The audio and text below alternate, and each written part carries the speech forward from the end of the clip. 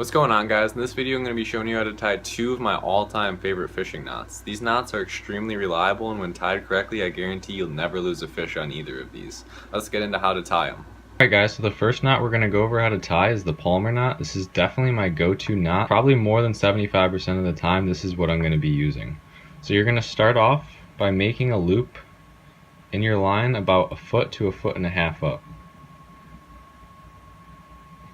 You're going to then take that loop and put it through the eye of your hook or your bait. If the eye of your hook or bait is too small to fit the whole loop through, just put one side of the line through and then take that same line and thread it back through.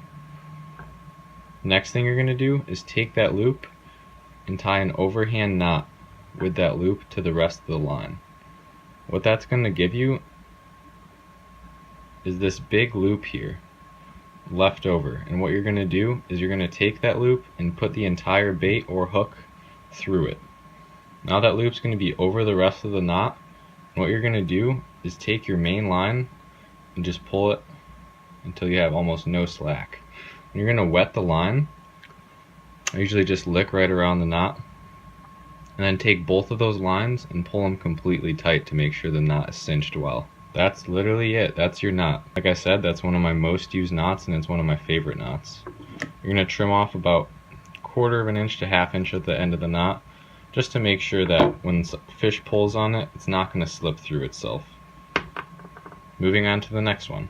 Alright, so the next knot we're going to be tying is called the improved clinch knot. This is a great knot for tying on bulky baits like this big Whopper Plopper 130 or even a spinner bait with that super awkward blade on the arm kind of deal there.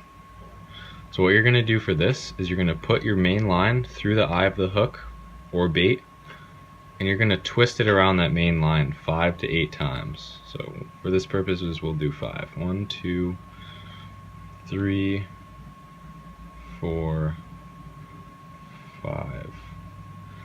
And what you're going to do is you're going to take that line that you have now wrapped around your main line and bring it back through this loop here that you created.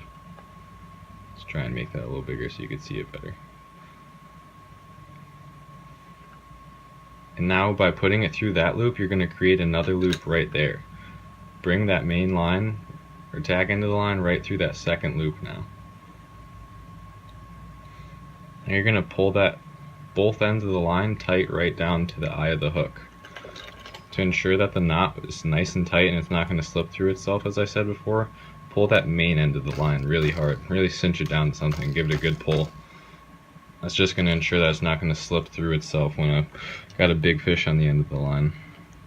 Then, as before, 1/4 inch to 1/2 inch, trim off that.